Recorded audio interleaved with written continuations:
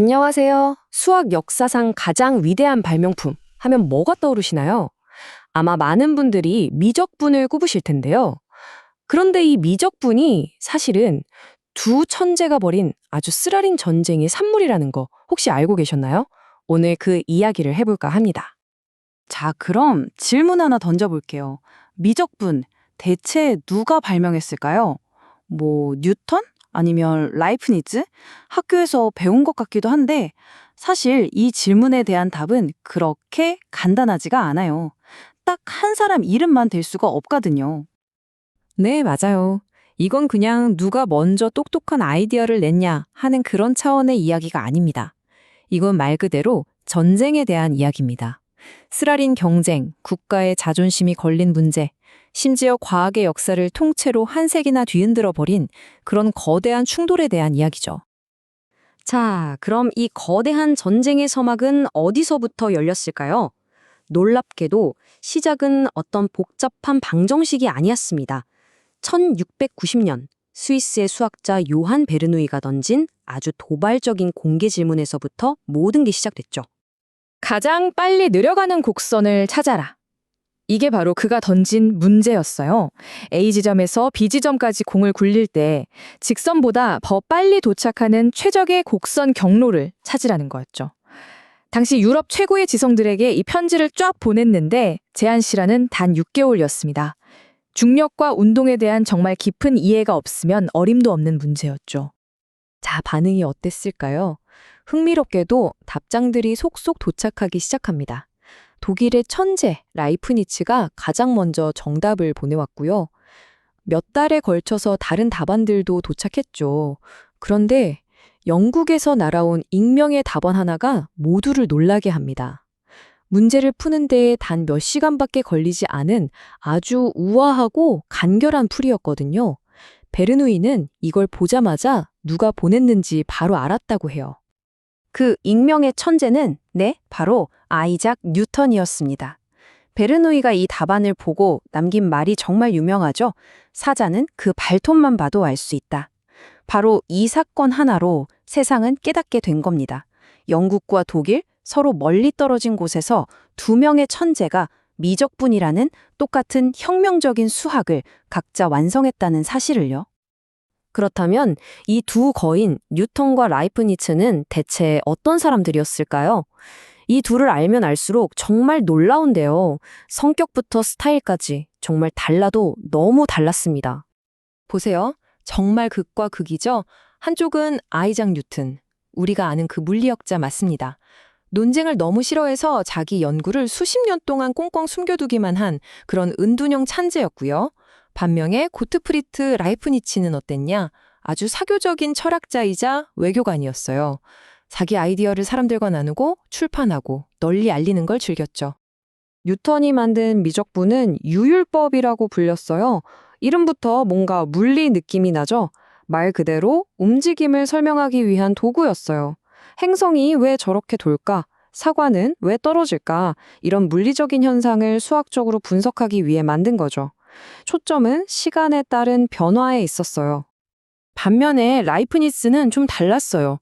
훨씬 더 추상적이고 철학적인 접근이었죠. 그는 어떤 특정한 물리 현상보다는 변화 그 자체를 설명하는 보편적인 언어를 만들고 싶어 했어요.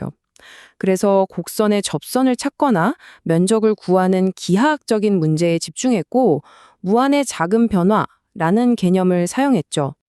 바로 이겁니다. 이게 핵심이에요. 둘의 접근법이 다르다 보니까 미적분을 종이에 써내려가는 방식, 즉 표기법이 완전히 달라졌어요. 그리고 바로 이 표기법이 앞으로 벌어질 끔찍한 전쟁의 가장 중요한 전쟁터가 됩니다. 뉴턴은 아주 간단하게 변수 위에 점 하나를 콕 찍었어요. 이걸로 시간에 대한 변화율을 나타냈죠. 자기 혼자 물리 문제 풀기에는 충분했을지도 몰라요. 하지만 라이프니츠는요, 지금 우리가 쓰는 바로 그 dydx 기호를 만들었습니다. 누가 봐도 x에 대한 y의 변화율이라는 걸 직관적으로 알 수 있죠. 적분 기호도 마찬가지고요.